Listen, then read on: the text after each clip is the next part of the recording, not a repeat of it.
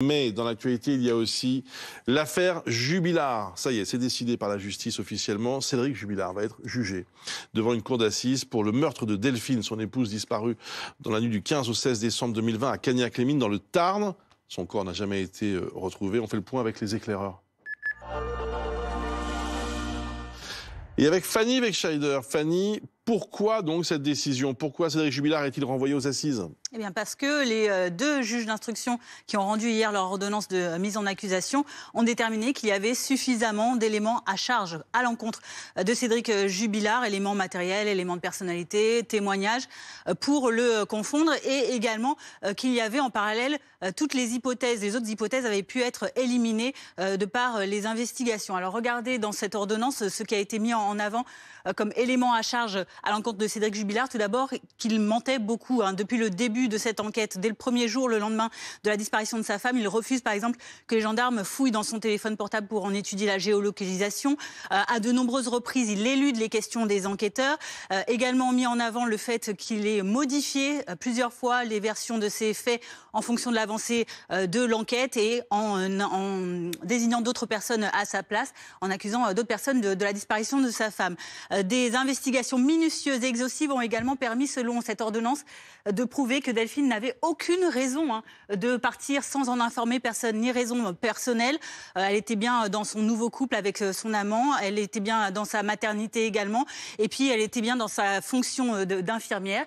Enfin, la disparition ne peut être que le résultat de l'action d'un tiers, c'est ce que détermine également cette ordonnance.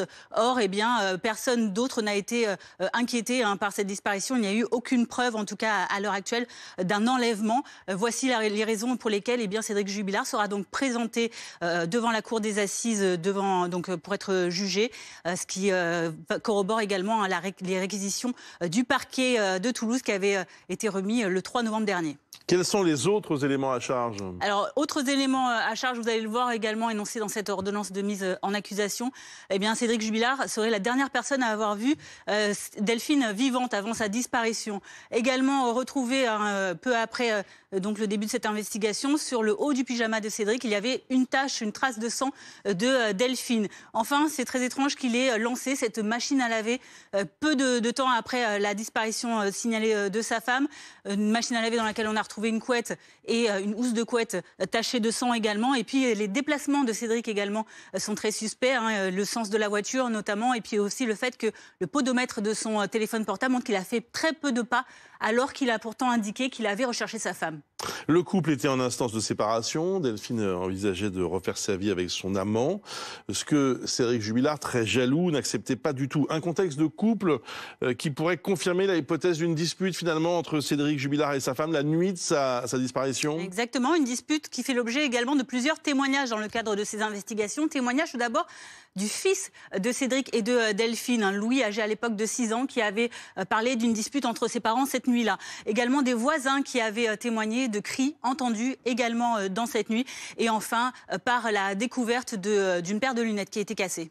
Merci beaucoup, Fanny Wegscheider, pour toutes ces précisions. Brice Vidal est en direct avec nous, rédacteur en chef de 100% Radio. Bonjour.